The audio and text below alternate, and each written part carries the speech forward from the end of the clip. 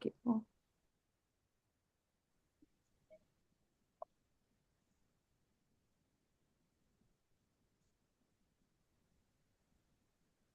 Hi.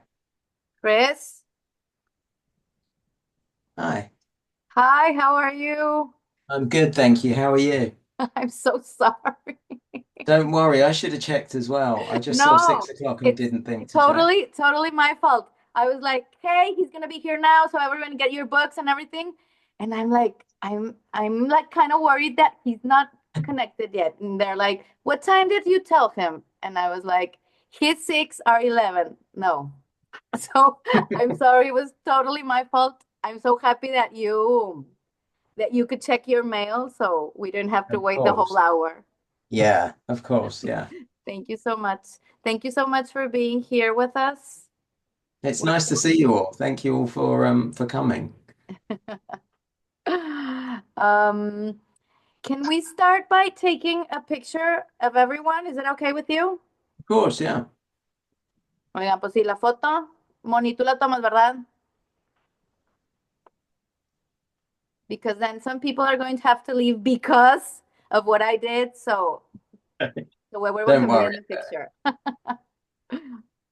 ¿Tú Ya. dices cuándo, Moni? Una, dos. A ver, espérenme, déjenme mando eso. Wait.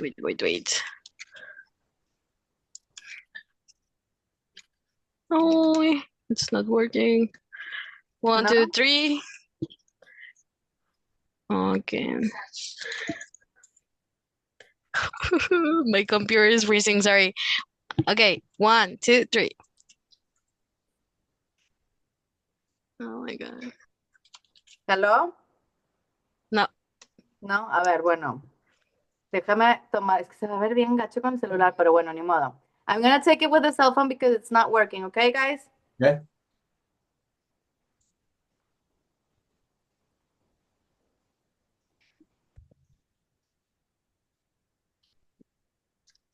No se van a ver bien chiquitos, ni modo.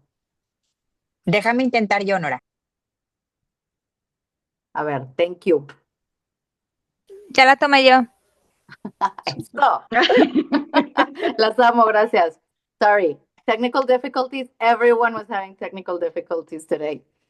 So Chris, thank you so much for being here with us. I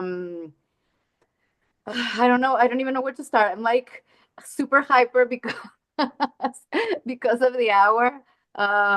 But again, thank you So for being here. whereabouts are you? Where exactly are you all? We're from all over Mexico. Well, I'm from Mexico in Monterrey. Okay. Danny's in Costa Rica. Azu is in Chihuahua. Ara Canada. but, hmm? What did I say? Canada. Yeah. Okay. Laura is in Canada. Texas. The other Laura is in Houston. Wow, so all over the place. So it's Michigan. quite early for you.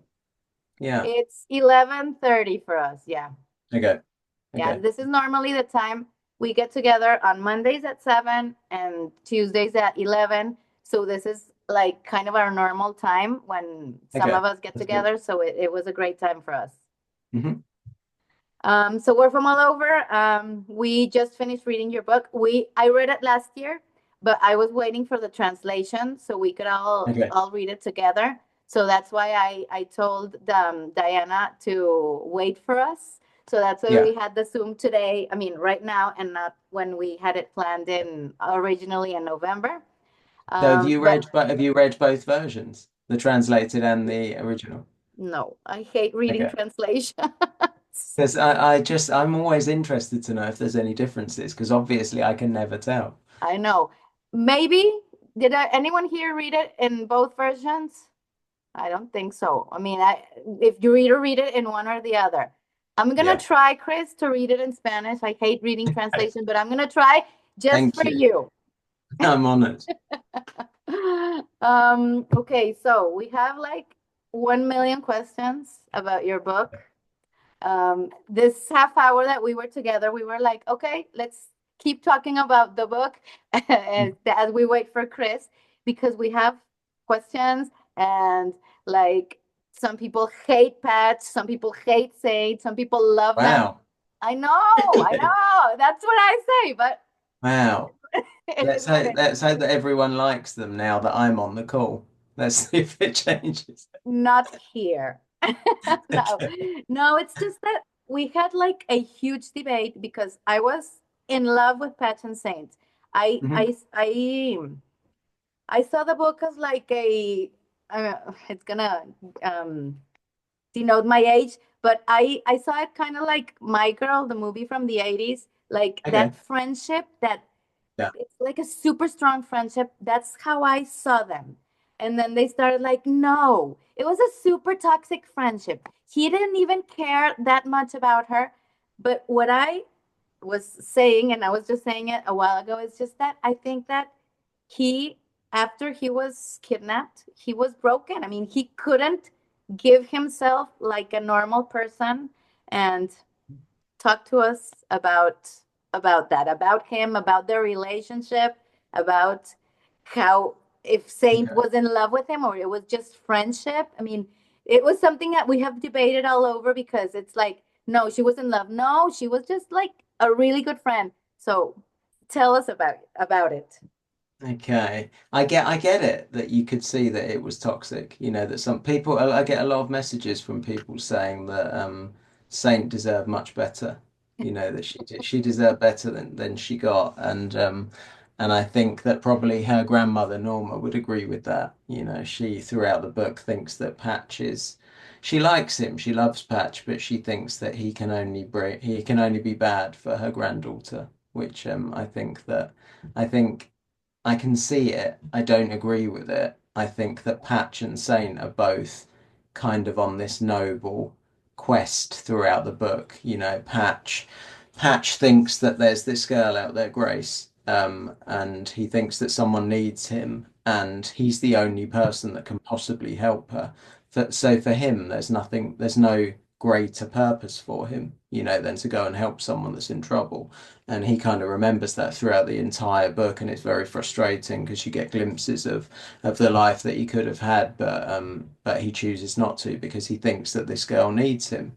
You know, so on that level, you know, he's very good and noble, and it just so happens that Sane is exactly the same, but she sees that Patch needs her, you know, and she sees that, you know, he comes back from the basement someone different and not kind of whole. You know, it's like half of him is left back in that basement and will always be in that basement until he finds Grace. And she knows that. She knows the only way to bring back all of him is to help him and to kind of devote her life to finding this girl or finding the man that took them so she can bring the rest of her friend back. And so in that sense, you know, she's entirely selfless and amazing and probably the best character that I've ever written, you know, like and as for the love story, I see it as it's another sacrifice, you know, of this thing that Patch does. You know, at the beginning of the book, he risks everything and saves Misty without really thinking about it. And his life veers off in a completely different direction, you know, to where he's supposed to be headed. And we get a glimpse of beforehand, and we see that they share their first kiss, and there's something, you know, there's something in that. It's a book about friendship and about first love, and without a doubt, they are each other's first loves. But Patch is so blinded by Grace and her need for him to help her that he can't see anything else, you know, after that. Whereas Saint is trying to get back to a time before, you know, she sees the time before when Patch was hers entirely. You know, he belonged to her. He was, you know, she says at one point, you know, that she's all that he'll need for her life and for his life, and she really believes that. I I saw the book just as you did, like first love, coming of age, like a friendship like none other. And I was like, I love the first time we got together to discuss the book, I was like, I love them. They are like the best friends ever. And everyone was like, no, dude, no. If if your son had a friend that took so much, you would hate her. And I was like, okay, maybe in real life. But Mhm. these characters, I love them because I felt exactly what you did. That she was totally selfless regarding him, but because she saw him, she saw like how he struggled, the things that happened with his mother, how it was in his early childhood before he had her. So it was like she kind of like loved him and protected him and wanted the best for him. So I did. I saw that as him, but other people, and I get it. I do get when they say it's a really toxic relationship because she left everything. She left her school, she left her husband, she left her happiness, she left her life on hold for Patch. And she did. But when you see it like from outside and when it's all over, you can say it's a great story about friendship. I get it like from the day to day that she spied on him and Misty, and he didn't even call her, and all that stuff makes it seem like it's a toxic relationship. But like when you see it from outside, I absolutely love the characters. But you should know that there are some people here that didn't, Chris. Okay, that's fair. I can take it. I've got thick skin. I can handle it. I like it. I like the debate about it. I like that people, everyone takes something different from the book and sees it differently. I remember early on, a TV exec read the book, and at the beginning he really didn't like Misty. He thought that Misty was the character in the way. She's clearly in the way of Patch and Saint being together, and by the end of the book, Misty was his favorite character. So it changes. And with regard to Saint and everything she gives up, she would probably argue that she's not given up anything, just because our perception of her fulfilling her potential is going to an Ivy League school and doing something great, maybe getting a job that she loves and earning lots of money. But I think in part she loves being a policewoman. She loves helping people, and she loves helping Patch in particular. And she doesn't necessarily need anything back from him. She just needs to know that to feel like she's doing good by him, and she makes this pact at the beginning of the book with God, and she says to God, if you bring him back safely, I'll live a good life. And that is part of her motivations for the things that she does as well. She has an interesting relationship with God and religion, and her grandmother is obviously devout, and Misty's probably on the opposite side of that, and Saint kind of veers back and forth throughout the book, and we don't really know, what she believes. Whereas Patch is kind of simpler. He believes, that he's responsible for bringing this girl back, and he believes that he kind of has faith in his friends and not in God. I love that. I love that about him. Chris, tell me something. You said something right now about Ivy League. Did you live I mean, at some point in your life in the United States? I didn't know. I've never so since until I did the book tour, which started in the summer last year, and it feels like it's been going on forever. I've been on 4 US book tours since June, and I've started to see some of the places that I wrote about for the first time. So I went to Missouri and did an event there, which was nerve-wracking. But how?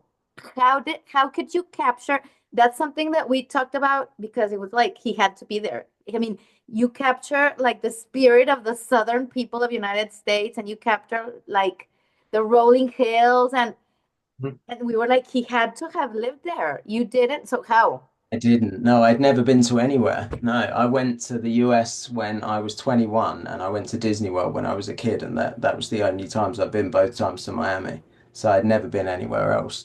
Um, but I was working in a library, in my public library, and I was using all the resources there, and I was using maps and travel guides and fiction, non-fiction, and old newspapers, paintings, just everything I could find. And I was kind of completely immersed in this story. And I write across 3 screens, and on the middle screen I'll have the document, the manuscript that I'm typing.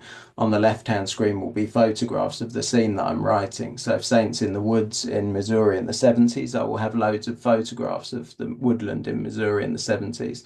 And on the right-hand screen, I'll have everything that she can see and hear and feel.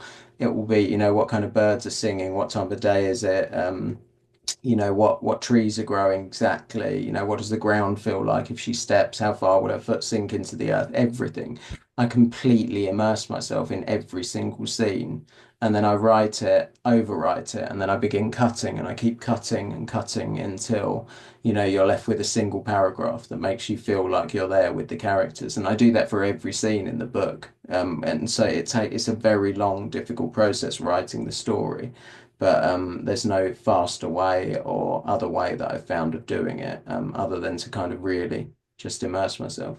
But it's incredible how you can capture. I mean, we're from most of us are from northern Mexico, so we have like a strong connection to southern United States. Yeah. And you were describing things that we have seen, that we have heard, that we have lived, but to not have been there is super impressive, Chris, just by research. I love that. Thank And you. But I never know if I've quite got it right until the book comes out, because obviously I have a US team that are working on the book. But I have editors and copy editors, proofreaders, but they're all in New York. So a lot of them have never been to the places that I'm writing about either. So until I turn up on the day and do the event in Missouri, I never know quite how they're going to react. Obviously, the first reviews come in and you get an idea like that. But the last book I wrote was We Begin at the End, and partly that was set in Montana. And the first event I did was with the Montana Press.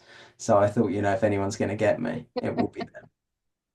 that's incredible. It's really, I mean, it's something that we had questioned ourselves when we read it because we were like, he had to be there. So it's incredible that you capture all of this just from research.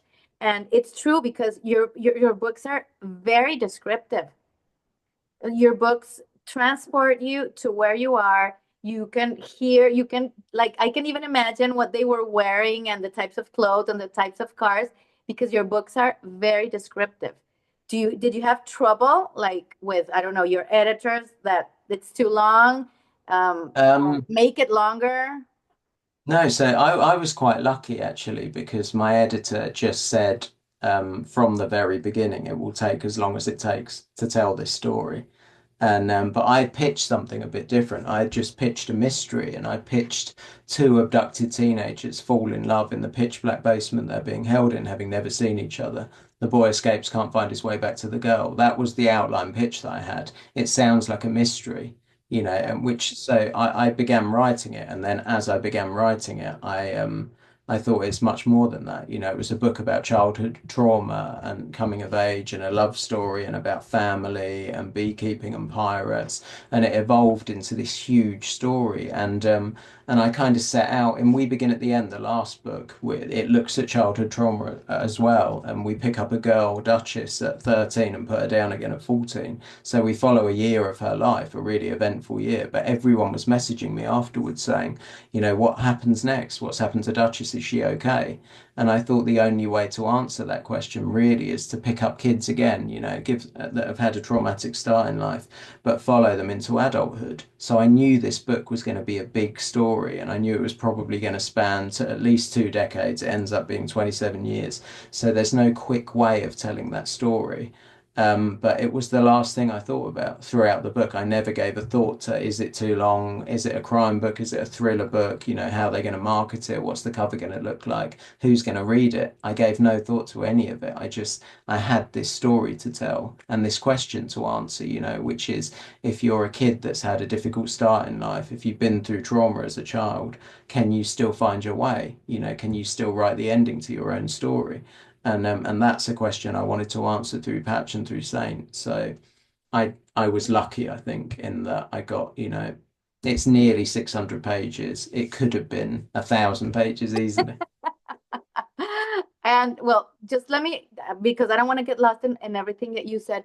I loved what you did with this book because it's exactly as you described it right now. Because we read books or we see movies about something happening to someone, a trauma in childhood, and then it's over and that's it. It's like the process, right? But we Yeah. don't ever see what happens after, what happens with everyone around them. That's I think that was the main takeaway for me in this book. How one thing can affect so many people. Like the whole town was touched by this tragedy or by this trauma, and not just like the core people like Saint and Misty and I don't know, Grace. No, just everyone at town.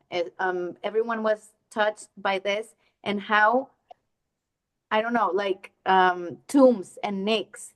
They Mhm. were on the fringes because they were like on some other subject about abortion and that, but they were also touched by this, and they also had things to do like in the whole almost 3 decades that the book is drawn out. So I love that about the book. It is, I mean, it can be I love that you said that it could be 1,000 pages that you could have written more. There are some questions that we still need answers to. Um, Mhm. but I love that they didn't restrict you because I don't know, normally what we've heard is that editors try to market the book like smaller books so that it can sell better. And I love that they didn't do that with you because they wanted to see you're part of the process with this. I loved it. Some people think it's a little long. I think it was a little long to, also because it was so confusing, Chris, for me. I mean, there were like a lot of people. I was like, who is she and who is she and who is she? So I started writing down the names of all the girls, but I understand what you were trying to do, like to give them names. Maybe I don't know if that's what you were trying to do, but that's what I like understood. Mhm. Yeah, without a doubt I was. And I think the length, when I've seen people that feel that it's too long, they feel that it drags in the middle of the book. And that's my favorite part of the book. You know, those are the parts where you get, where Patch comes back to the town to Monteclair, and he begins putting down roots, and he builds a house, and you kind of get a glimpse at the life that he might have had this terrible thing not happen to him as a child. He might have had friends, and he might have been going around to Saints for dinner, and having leading a kind of normal life. And it's frustrating because it's just a glimpse of the life that he might have had, and he's not going to get that life because he's kind of obsessed with this journey that he's on. And I think that the reason that the book is interesting is because, like you said, normally the book would stop at the point where you find out what's Find happened him to and him. that's it. Yeah. Yeah, like because the book could have been a missing person mystery. It could have been a crime book. It could have been Saint eventually finds him, brings him back. That's the end of the story. Really, that's the beginning of the story. And what's left over is what people think might be a toxic friendship between the two of them. But throughout the entire book, you have to remember exactly where Patch has come from. And he's come from spending a year in the dark, unimaginable trauma, Yeah. and he's come out kind of with his principles intact in that he'll still take wild risks and he'll still break the law, but his heart is always in the right place. He's always doing it because he thinks that he's needed. He knows that there's this girl out there. He believes it entirely, even when people don't believe that she's real. He knows that she's real, and he knows that he is her only chance, to get her happy ending. I love what you said because that's what I kept like stressing. I don't care what he does. I don't care that he's kind of an asshole maybe to Saint at some point. He is Definitely. maybe, and he kind of is to Misty, and he kind of is also to Charlotte. He is, but Mhm. he came from a trauma that none of us can imagine. I mean, if someone put me in a dark hole for 24 hours, I don't think I would make it. So it was like imagine 1 year without being able to see. So Mhm. I can imagine that you will grasp onto, in this case, Grace. That was the only thing that like helped him hang on to his sanity. But Exactly. what's super interesting about the book, Chris, and I think that's one of the parts that made me love it the most, is that you never know until the end if Grace is real. Because it's like Mhm. she has to be, and then no, she can't be. And then she has to be, no, she's not. So you're like all the while going between one and the other. And I love that part of the book because, as you say, it's not a thriller, it's not a mystery, but it kind of is. But Mhm. this was one of the best parts of the book for me because it kept you like searching for clues, right? It was like, how can he know all of this stuff if he was not educated? And it's like, no, well, you heard it. So you're searching for clues about Grace all the time, and I loved it that the end that she was real, and I love that it was not that you did not force them to be together, right? Because someone asked, well, why didn't they stay together? And I was like, no, because first he was on the run, right? But Was. that's not the for me it was like not the point of the book. It's not like they're in love and they're going to be happily ever after. No, they helped each other through trauma, and in the end he ended saving her from her father. He did, and I don't think they ever did love each other in that way. I don't think they can possibly have known each other. They were like Patch was 13 at the time. He's an adult when he finally finds her. They don't know each other. They're kind of perfect strangers. They just shared this trauma. They shared what will hopefully be the worst thing in their life together. And I don't think that I never thought that that would be a good basis for them, ending up together or that being a relationship.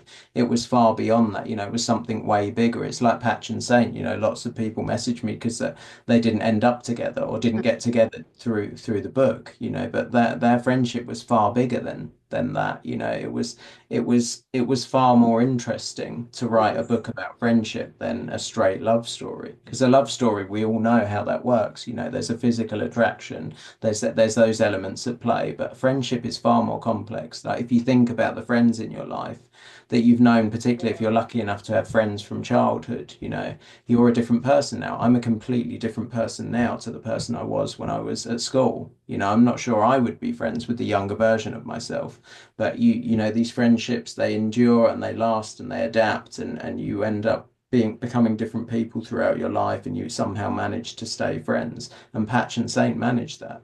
Even when he treats her, you could argue he treats her badly. I never really see that when I read the book back because I can kind of relate to Patch and I empathize with him and I know where he's come from. And he's doing all he can, to get by each day.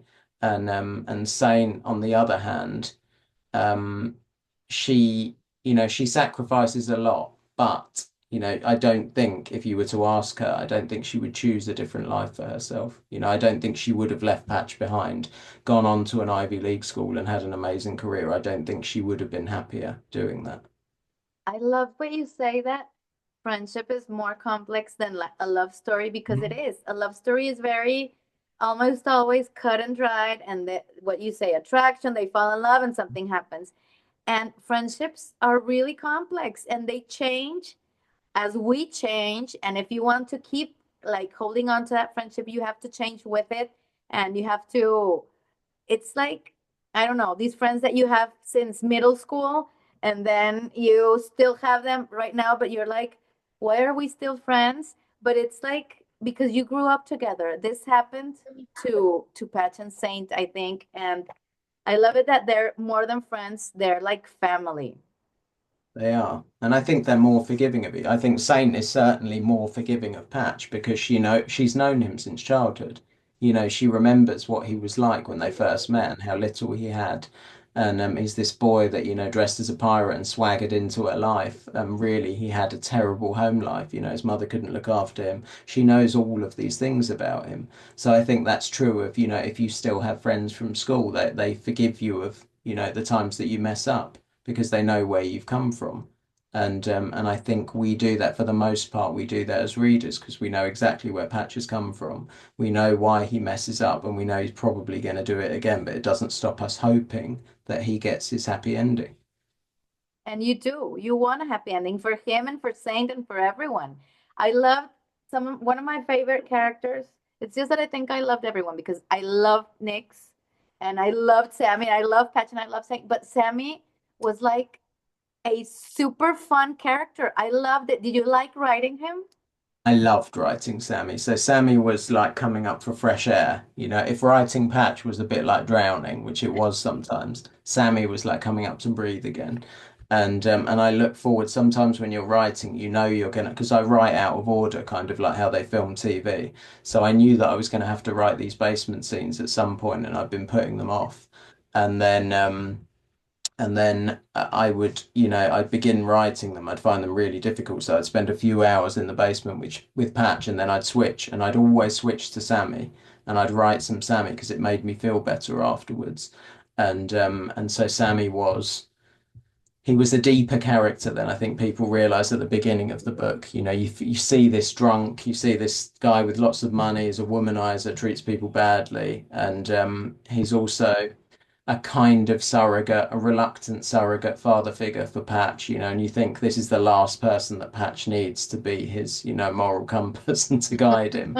But they end up having this really sweet, kind of beautiful relationship, and you learn a lot about Sammy. By the end of the book, you learn exactly why he is the way he is, and he had a time not that dissimilar to Patch's. You know, without the trauma, he fell in love with a girl that he shouldn't have fallen in love with, and took the money, you know, in the same way that Patch did, because they feel like they're not worthy. They feel like they don't belong. Certainly when Sammy was younger, he feels like he's not worthy of being in their life, you know, in the Misty Myers in her life.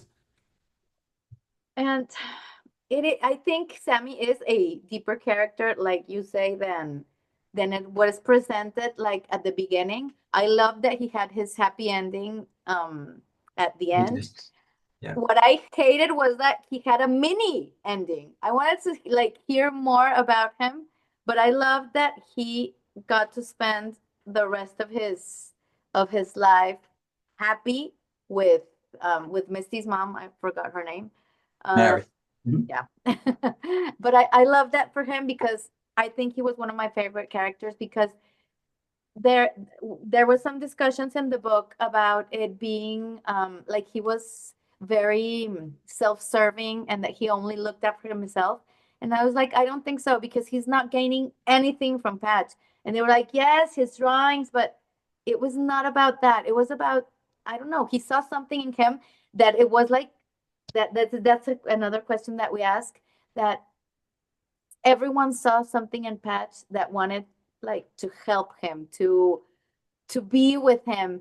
And it's incredible how Patch does that because he has you like like a reader also wanting, like, I don't know, when he was robbing banks, like no one can catch him. And that then when he was at jail, like I hope he finds nice people there. So you always want the best for Patch. And I like that the characters reflected that, like reflected what we felt for him. Yeah. I wanted the best for him as well. When I was writing it, it was difficult because I knew that the journey that he was going to go on, I knew how the book was going to end. I didn't know how I would get there. So I spent years writing the book and kind of going on this journey with Patch, and particularly with Sammy, I wanted Patch to have someone, you know, that as well as saying I wanted him to have someone that recognized the talent that he has, you know, because the book and the kind of the title of the book is a nod to, you know, what happens in the basement, and it seems like Patch is trapped in the dark, and he's kind of got no way out. Even when he escapes from there, you know, he's doomed the rest of his life to kind of be stuck down in that basement. But I think through art he discovers a completely different side of himself. You know, he's a kid that without a doubt he wouldn't have picked up a paintbrush had he not felt the need to help this girl. You know, had he not been abducted, he wouldn't have discovered this gift for art. He wouldn't have met Sammy. He wouldn't have, they wouldn't have had the relationship in the same way for sure. You know, he's also a kid that probably wouldn't have left the town that he grew up in. You know, he would have just stayed there and he would have helped his mother and led a completely different life. And because he comes out with this, you know, huge quest, you know, to go and find this girl. He travels around the US and he sees the most amazing things and the most beautiful sights, and he lives such a full life. And he misses most of it because he's so focused on the destination that he misses the journey himself. But you know, all of this color and this light floods into his life because of this trauma that he's been through as a child. And Chris, how do you come up with such amazing names for books?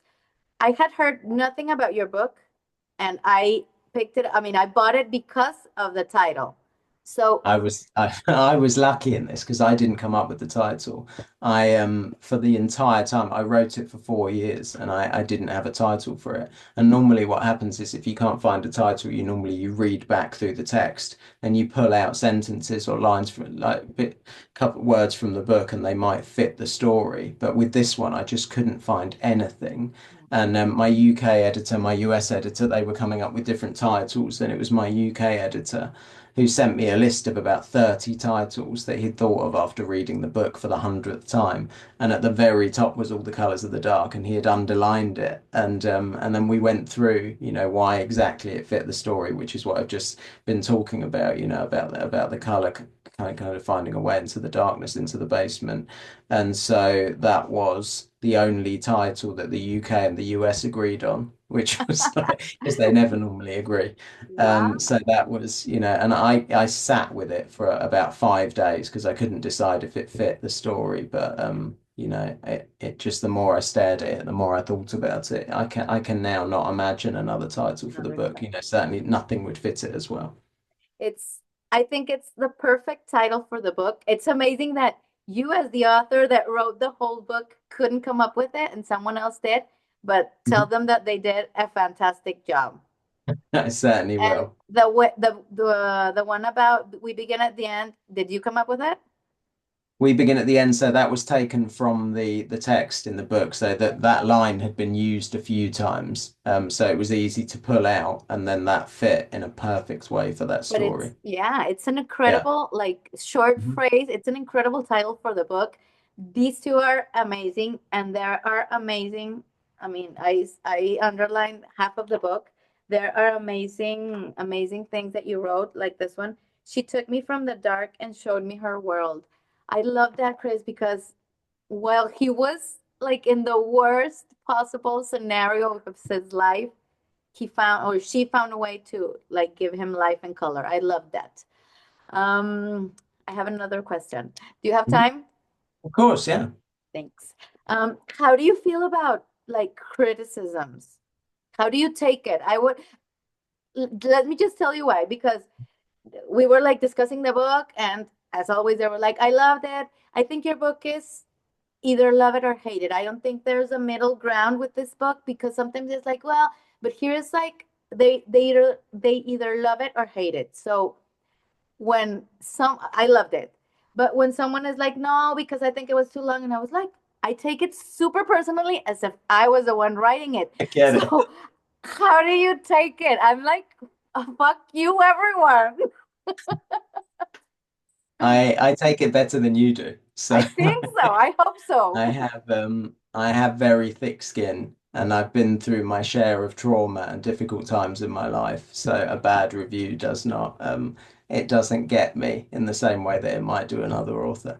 But on the flip side, I want people to enjoy the story, and but also I don't mind that it's a love it or hate it book, so long as people feel something about it. So long as it's not a 3 star meaningless. I'll forget this book. It's instantly forgettable. The characters I don't care about, I'm not going to remember, I'm not going to take anything from it. So I feel like enough people love it that I've done my job. And I wanted people to care about it. And I think that even the people that didn't like it, they still cared for the characters. I get messages from people every day. And they wanted Saint particularly, to find her way and get the ending that she deserves. And so I can take it. I can take the bad reviews. But yeah, I'm as long as people happy for felt you something. and for your thick skin, because I read about and it happens to like when in the book I'm reading. So I was like, oh, why are they saying this? So congratulations to you on your thick skin, because I take every one of your bad reviews super personally, like I had written them. I get it. I use Goodreads. So I use the Goodreads average as a guide to whether I've done the job properly. And if the majority of reviews are good, if your Goodreads average is high enough, it means that on the whole, people have enjoyed the book. So Congratulations. It's been a very popular book, and there are like rumors about a TV series. Is that correct? yes, that's correct. So they're writing it at the moment. It's with Universal, and Jenna Bush Hager is producing it with a woman called Sue Nagel, who was the boss at HBO for ages, and she's amazing. And I've read the pilot episode, and it's looking like it's going to be 3 seasons of TV from one book. So a lot of television. And I've read the pilot. They're writing episode 2 at the moment, and It's amazing. You know, there's a brilliant writer. There's a writer that she was a writer for her name is Sarah Gubbins, and she wrote Pam and Tommy and some other stuff. And she I met with her very early in the process, and she had read the book. Like she was one of the first people to read it. And we just talked for hours about her ideas, you know, and how she would adapt it. And it's kind of original, yet it's faithful to the book as well. So I'm excited about it. But We you are know, excited too, and I think that easily it could be three yeah. three Hmm. seasons, because there's a lot of information and you can like expand on everything. So we'll be waiting for it. How fun for you, Chris. Yes. To see Sammy on screen is going to be special. So looking Yes. forward to it. Everyone who's gonna be Pat, tell us. I never know this, and everyone always asks me who I want. But the problem is because I've lived with the characters for years, to me, they feel like real people. You know, they are as real as everyone in front of me now. They feel like I know them, you know, I've lived with them. And so I can never put a Hollywood face onto them. But lots of people message me with their ideas, and it's interesting. Okay, we'll be sending you our ideas shortly. Okay. Um, well, there's like the last couple of questions we always ask when we talk to authors, and then if you have time, maybe for a few questions from Yeah, of everyone course. else, Yeah. so I don't Hmm. monopolize the conversation. Si quieren, vayan levantando las manos, oigan, en lo que le pregunto lo de los libros. We always ask Chris what you are reading and what your favorite books are. We love like having. I'm reading. I'm reading a book called A Visit from the Goon Squad, which came out years ago and won the Pulitzer Prize and is amazing. And I'm really into it. And I just read A Prayer for Owen Meany by John Irving recently, and I love that as well. My favorite book of the last 5 years or so is Tomorrow and Tomorrow and Tomorrow. I No. don't know if you've read that by Gabrielle Zevin. It is beautiful. It is a perfect story about friendship A and perfect story, a perfect cover, and a perfect title also. I yeah, loved it. it was so good, that book. And so that was one of my favorites. What have you read that I should read? What's the book club read? I it I always joke that I have like super, super bad memory, and I read a lot. And I started Mhm. actually the Instagram because I always forget the books. And everyone's like, recommend me a book. And I'm like, blank, as if I had never written a book ever before. So I feel like on the spot right now, I don't know. I mean, I can't remember any single book I've ever read Other than my book. other than your. Okay, I'll take No, that. I have like a section of favorite books. We've read a lot of Jodi Picoult here. Yep. We've She's read. so nice. She said she read All the Colors of the Dark and sent me a message. Really? And yeah, because she sent me a message on Instagram and I'm a massive fan. And obviously Wow. she's mega famous, but she began her message with, she said, "Hi Chris, I'm an author too." Like I wouldn't know who she was. And I thought it was really cool. That's So like super surreal, I Chris. know it was How really, really fun. incredible. How Yeah. incredible. I'm so Mhm. happy for you. You look, I mean, I love watching your pictures and with your kids, and like you're so Mhm. happy and so in the moment and so enjoying this success that your book is having, that we're so Mhm. happy. I'm so happy Thank that you could talk to us, because I know it takes a whole hour or hour and a half of your No, life. this is the fun part. You know, writing the book is the hard bit when I'm on my own for years, just me and the characters, and now they're out in the world and I get to talk to you. You know, this is not work. This is fun. And do you get like bored with the same questions I'm sure everyone asks you? I don't actually.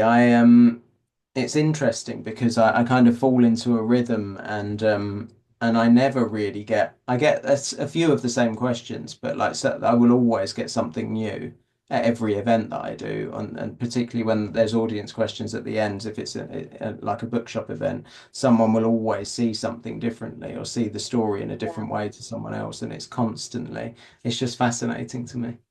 So fun. I mean, it should be, it sounds like fun, all like the things that Yeah. surround the book. Hmm. And with a new TV series and everything, Yeah. how fun. Yes. When you're super, super, super famous and your TV series is like the best one, you still have to talk to us when you get your next book I out, would okay? love to. Yeah, of course, because you're the only ones that will tell me the truth. The toxic friendship. I didn't even see that. And we were nervous because it's like, are you going to tell him stuff? And I'm like, I don't know, I'm super nervous. But Oh it no, came you out. can It tell came me out, Chris. anything. Yeah, I'm glad. Um, we have some questions, Chris. Is Mhm. it okay? Of course. Ale, Hello, Chris. It's great to meet you, and thank you so much for being with us and sharing. Hi. I was curious about some of the recurring themes you have in your story. For example, well, you told us before you're very visual, and your writing process where you looked at like actual photos of the places you were writing about. So I know you're very visual. So the part about painting make the theme about painting makes a lot of sense. But talk to us about a little bit about other things, such as the pirates and the bees that come up in the book several times. And I'm curious, were those planned beforehand? Like you had to weave them into the story, or did those come up to you in writing the book? They came from writing the book mostly. I think that I had a strong visual image of both Patch and Saint before I got writing.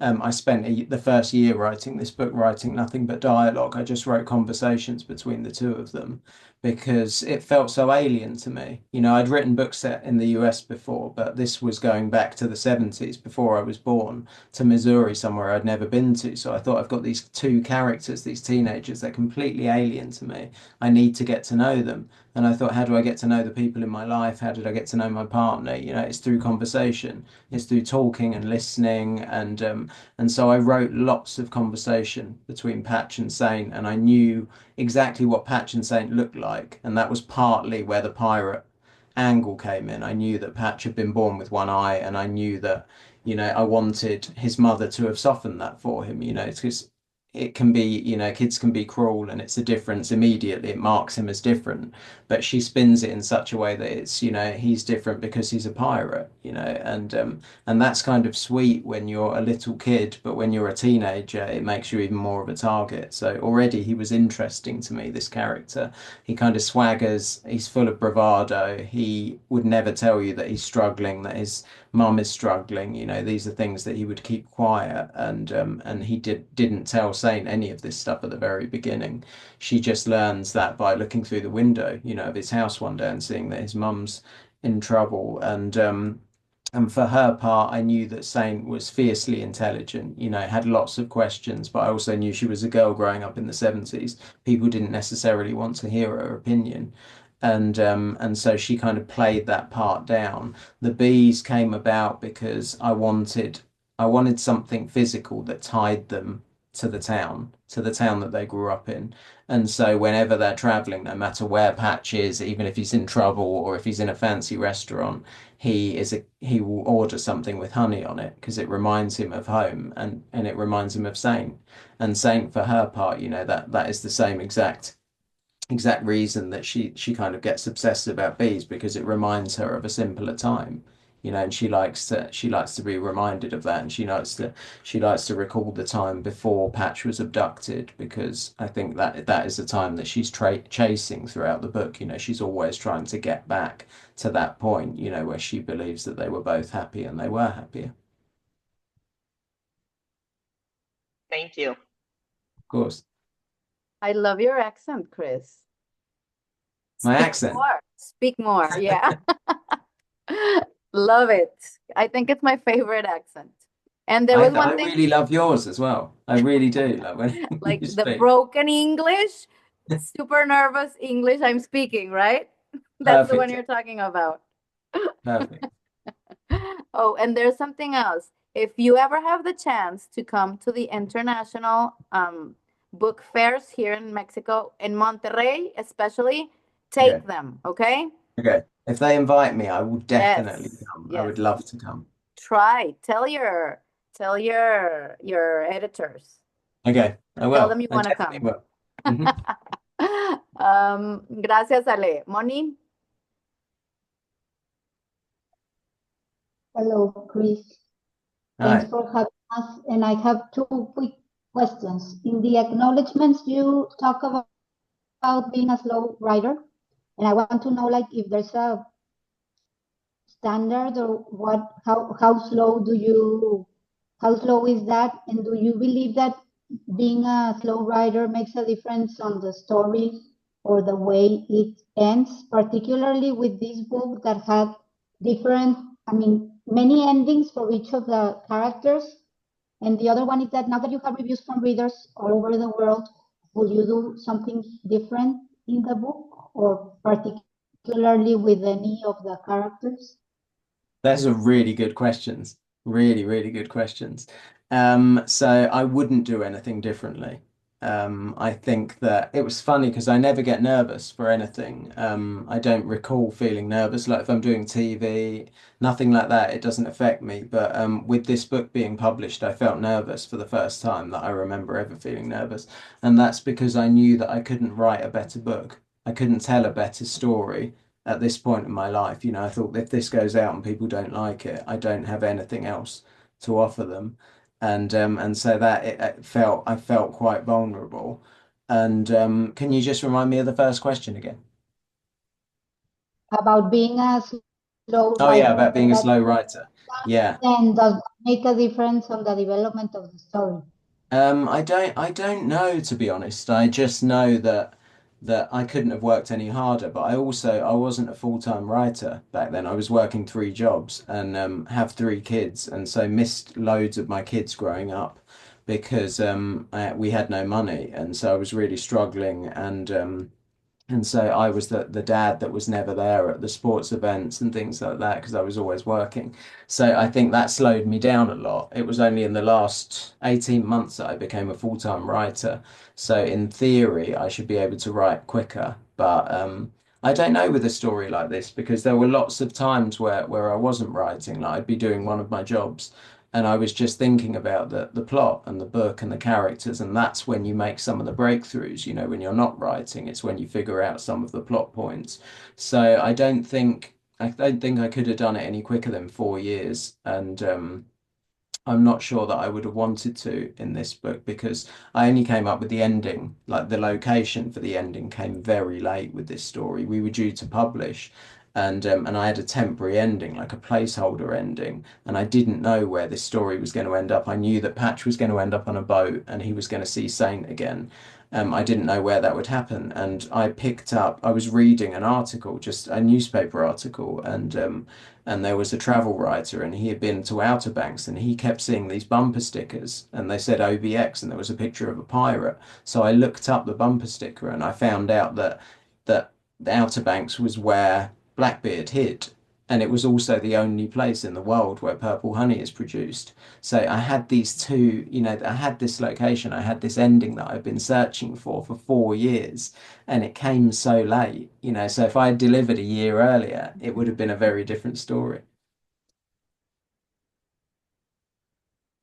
Wow, that's a great story. Thanks a lot.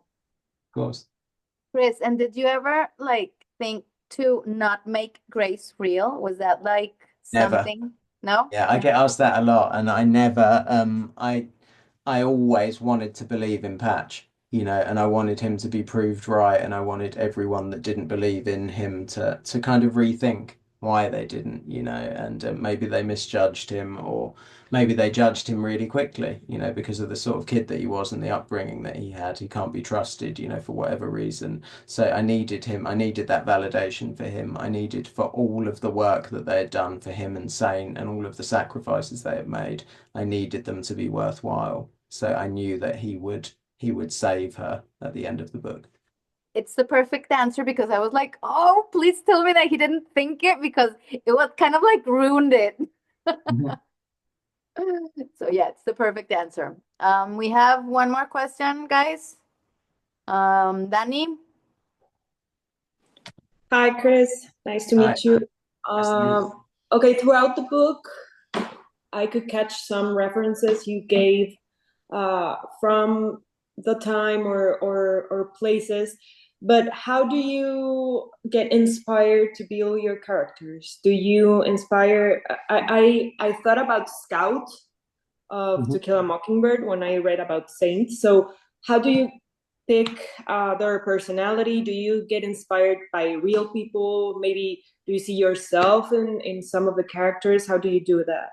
Thank you. I think with Patch, I had the idea for Patch, and I knew him so well, but I didn't know why. And then I was writing the scenes where he's in the basement and he's trapped down there, and I found them so difficult to write. And I didn't ever think back to my own childhood, and I had a really difficult childhood, and there was an abusive adult in my life, and he broke my arm when I was a 10-year-old, and he sent me back to my bedroom because it happened at night, and he sent me back to my bedroom and made me stay in there for the night in the dark. And so I think that a lot of Patch came from that. I think that when I look back at my own life, I think that I had a relatively normal childhood for the first 10 years, and then this terrible thing happened, and I've kind of veered off course. Like comparatively, my brother went to a really good university and got a really good job. I have struggled for my entire life. I've been in trouble. I've been arrested a few times. I've had trouble with drink and drugs, and just I've really struggled to find my way. And so when I was writing Patch, I knew firsthand exactly how he was feeling. You always feel slightly different to everyone else, and you always feel like you're working twice as hard just to get back to where, to some place where you might feel happier. And so that was where Patch came from, but it wasn't conscious. At no point was it conscious. Until maybe 2 years into writing it, that I thought, God, there's some real similarities here, and I know why Patch is the way he is, and I know why he's so frustrating, and I know why he's difficult to love, he's difficult to be friends with, he's difficult to be in a relationship with, because I am those things, So, and it's only very recently after this book, and like the last year of my life, that I've begun to believe that I've begun to believe the answer to the question that I posed in the story. If you're a kid that has a difficult start in life, can you still find your own way? Can you write the ending to your own story? Because until very recently, I thought no, I thought there's no way that anything's going to end well for me. But through Patch, through writing this story, through doing events like this where you get to talk about it, and the kind of shame goes away, it's through that I've begun to feel more positive, and completely changed my view of it. Thank you for sharing. Thank you. Thank you for sharing about your childhood, Chris. And it just goes to like prove the power that is in your book, because you're drawing from personal experience and you can tell, except about the things that you write in America that you have never been there. It's incredible that all the other things, no, just, I mean, that was on a serious note. It's incredible because we can tell, and we can tell like the importance of the subjects to you, and how what we were talking about earlier, how trauma affects not just the person that experienced it, but all the people around them. And I mean, I don't want to say incredible, but it's amazing to see like what you are saying about the differences between your brother and you, and how you have struggled, but now you found your own way. So you can find your own way. That's incredible. And that's not just Patch's story, but your story, like an incredible success story. You should be very proud. Thank you. Thanks. Thank you for sharing. Thank you for being with us. ¿Alguien más? I have a quick question, just Mhm. to follow up the main idea of the book. I read your book over the summer, and when I was reading it, I noticed that there was a hidden plot, like a hidden main idea, that there's no much talk about it over the YouTube, I mean, over TikTok, or like people who have read it. And I think it's very important. And I don't know if you did that on purpose. The abortion theme was really hidden. Did you did that on purpose, or after you finished the book, that how it came? I think that it was there, when I went back to the 70s to the US and began researching what was in the news, what was everyone talking about at the time. This was the 70s, it was Roe versus Wade. It was a huge abortion case. Skip ahead 50 years, what are we still talking about? What's still in the news? It's Roe versus Wade. So there was obviously something in that, and there was something in I looked at, why are we still debating this? It probably means if it's happening 50 years later, it probably means there's no clear answer to this. There's no clear winner to this. There's only losers. And generally, the losers are going to be, the women that fall pregnant and are unable to get help.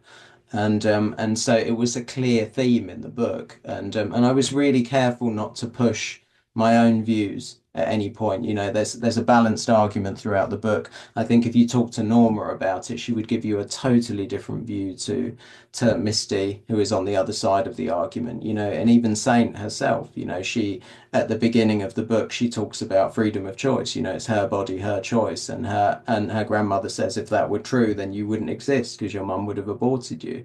So there were lots of different angles to come at this story, but I only ever wanted to present what was factual, and what was right at the time, and then give my different characters opinions, because I think through that, that leads to conversation, and through conversation that leads to empathy for both sides of the argument, and so that can only be a good thing. Thank you. Thanks. Thank you so much, Chris. Thank you for your patience. Thank you for connecting earlier because of my mishap with London time. I'm sorry. I was like, please be there. Please be there. Please read your mail because I don't know if everyone's going to be able to be there. But thankfully, you read it early. I did. Thanks for your time. Thanks for your book. Thanks for your patience. And we hope next book does not take 4 years to write, Chris. Now you sound like my editor.